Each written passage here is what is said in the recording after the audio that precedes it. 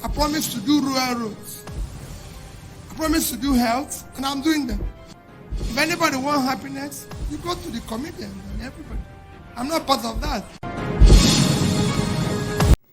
E dey very painful when person come out to work and people go just dey come from left to right dey frustrate am make e fit no achieve im goal sake of say e no dey give dem chance to steal government money. Dis one na wetin Governor Peter Obi be experience while e be governor of Anambra State. For dis video wey I carry come give una, e talk so many things wey e experience as governor, the persecutions wey e go through.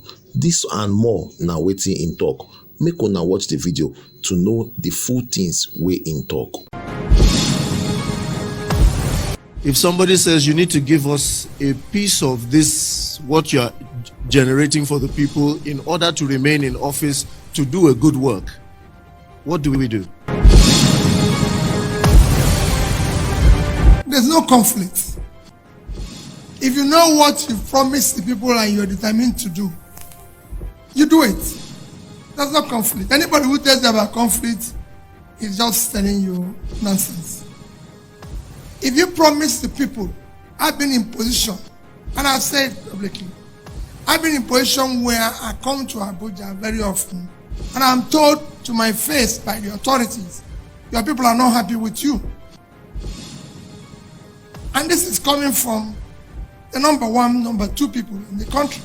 And I said to them, well, I never promised anybody happiness. Go and look at my promises. I promised to fix school. I promised to do rural roads. I promised to do health, and I'm doing them. If anybody wants happiness, you go to the comedians and everybody. I'm not part of that. I never promised happiness. And that's it. There's no conflict between. I was impeached. When I was impeached, my first impeachment was 3 items. 3. Number 1 item is that when I became governor, the office of the governor was burnt. During my predecessor's time, the lodge where the governor lived was burnt. So, in the budget that I met, is 298 million naira to repair the office of the governor, and it's already been given to somebody. But when I came in, I saw that the office of the governor was consuming almost 30% of our budget. And I said, what is the education get? By the time we rearranged our budget to be able to achieve our vision that we've chosen then, the only thing that the office of the governor can get about 5%. So there was need to reduce all avenues. So I said, please, we are going to do this by direct labor. It was approved budget of 298 million. Everything I spent was 43,200,000. And because we didn't have the money, and I bought everything new except table, because there was a table used by one of previous governor that was there. And they said, no, it's old. I said, table is table. Bring a table. Yeah. We don't need to buy new table because it's table. It's just table to write. It doesn't matter. Then to refurbish the office of the governor, where the governor lived, was 486 million budget. Everything cost us 81 million. Because they were trying to buy bed from Dubai, this from that, anything. It's all kind. There must be somebody who can do bed. Yeah. Bed is bed. There's no difference between 2 beds. It's just to sleep. Even if they buy gold bed, if you have reason to be awake, you'll be awake. If they give you this one, people can sleep here and wake up. So let's buy bed in Oka. And we bought bed in Oka. But what did they do? That was number 2 item. Number 3 item was I was saving money. From day one, I said we must save at least 5% of our revenue.